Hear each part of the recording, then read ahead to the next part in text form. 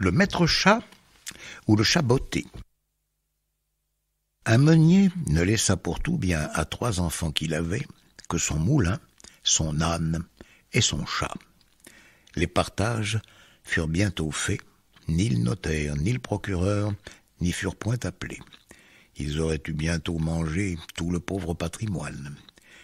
L'aîné eut le moulin, le second eut l'âne, et le plus jeune n'eut que le chat. Ce dernier ne pouvait se consoler d'avoir un si pauvre lot. Mes frères, disait-il, pourront gagner leur vie honnêtement en se mettant ensemble. Pour moi, lorsque j'aurai mangé mon chat et que je me serai fait un manchon de sa peau, il faudra que je meure de faim.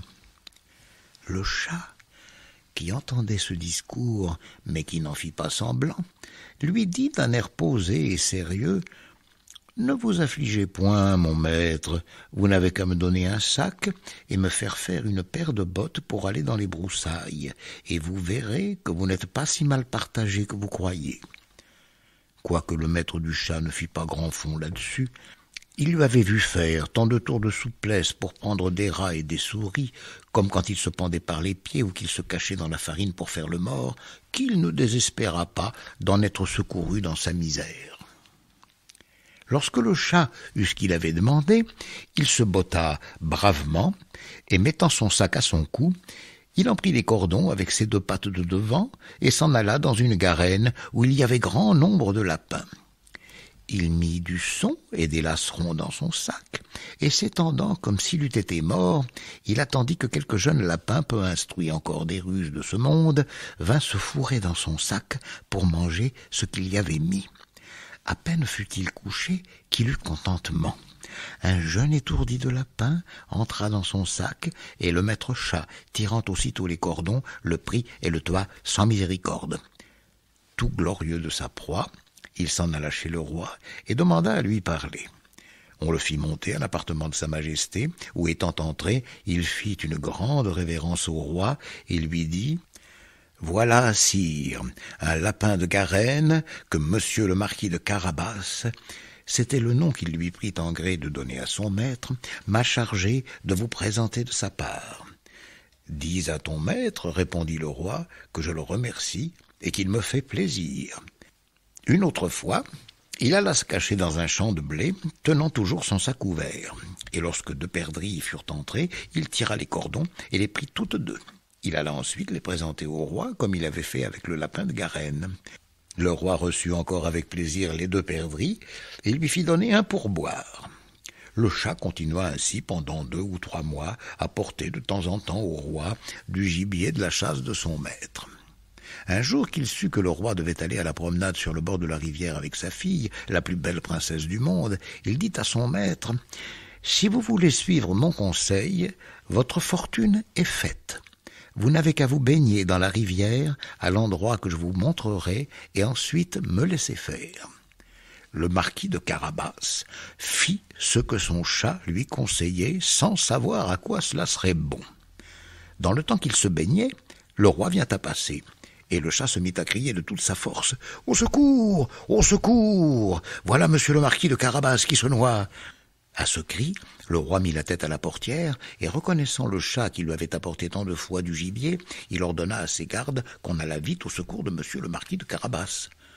Pendant qu'on retirait le pauvre marquis de la rivière, le chat s'approcha du carrosse et dit au roi que dans le temps que son maître se baignait, il était venu des voleurs qui avaient emporté ses habits, quoiqu'il eût crié aux voleurs de toute sa force. Le drôle les avait cachés sous une grosse pierre. Le roi ordonna aussitôt aux officiers de sa garde-robe d'aller quérir un de ses plus beaux habits pour monsieur le marquis de Carabas. Le roi lui fit 1000 caresses, et comme les beaux habits qu'on venait de lui donner relevaient sa bonne mine, car il était beau et bien fait de sa personne, la fille du roi le trouva fort à son gré, et le marquis de Carabas ne lui eut pas jeté 2 ou 3 regards fort respectueux et un peu tendres, qu'elle en devint amoureuse à la folie. Le roi voulut qu'il montât dans son carrosse et qu'il fût de la promenade.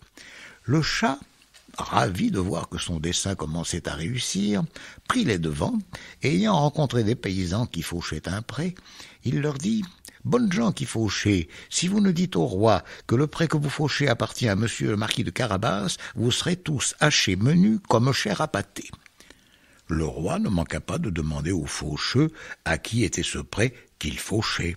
« C'est à monsieur le marquis de Carabas, disent-ils tous ensemble, car la menace du chat leur avait fait peur.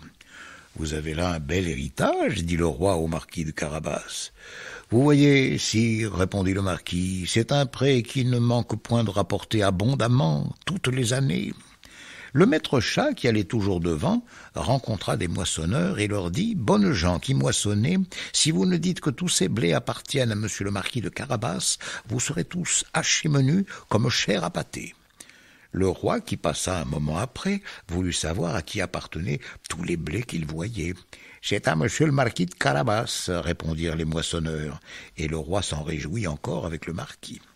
Le chat, qui allait devant le carrosse, disait toujours la même chose à tous ceux qu'il rencontrait, et le roi était étonné des grands biens de monsieur le marquis de Carabas. Le maître chat arriva enfin dans un beau château dont le maître était un ogre, le plus riche qu'on ait jamais vu, car toutes les terres par où le roi avait passé étaient de la dépendance de ce château. Le chat, qui eut soin de s'informer qui était cet ogre et ce qu'il savait faire, demanda à lui parler, disant qu'il n'avait pas voulu passer si près de son château sans avoir l'honneur de lui faire la révérence. L'ogre le reçut aussi civilement que le peut un ogre et le fit reposer. « On m'a assuré, dit le chat, que vous aviez le don de vous changer en toutes sortes d'animaux, que vous pouviez par exemple vous transformer en lion, en éléphant. »« Cela est vrai, répondit l'ogre brusquement, et pour vous le montrer, vous m'allez voir devenir lion. » Le chat fut si effrayé de voir un lion devant lui qu'il gagna aussitôt les gouttières, non sans peine et sans péril, à cause de ses bottes qui ne valaient rien pour marcher sur les tuiles. Quelque temps après, le chat, ayant vu que l'ogre avait quitté sa première forme, descendit et avoua qu'il avait eu bien peur.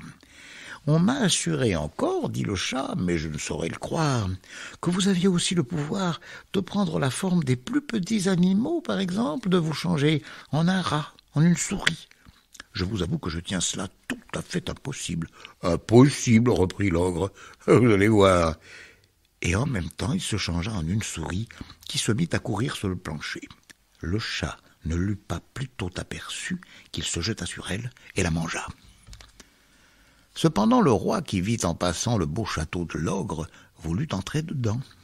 Le chat, qui entendit le bruit du carrosse qui passait sur le pont-levis, courut au-devant et dit au roi « Que votre majesté soit la bienvenue dans le château de monsieur le marquis de Carabas. »« Comment, monsieur le marquis, s'écria le roi, ce château est encore à vous?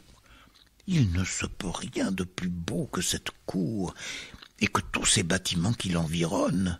Voyons-les dedans, s'il vous plaît. » Le marquis donna la main à la jeune princesse, et suivant le roi qui montait le premier, ils entrèrent dans une grande salle où ils trouvèrent une magnifique collation que l'ogre avait fait préparer pour les amis qui devaient le venir voir ce jour-là, mais qui n'avaient pas osé entrer, sachant que le roi y était. Le roi, charmé des bonnes qualités de monsieur le marquis de Carabas, de même que sa fille, qui en était folle, et voyant les grands biens qu'il possédait, lui dit, après avoir bu 5 ou 6 coupes, « Il ne tiendra qu'à vous, monsieur le marquis, que vous ne soyez mon gendre. » Le marquis, faisant de grandes révérences, accepta l'honneur que lui faisait le roi, et dès le même jour épousa la princesse. Le chat devint grand seigneur, et ne courut plus après les souris que pour se divertir.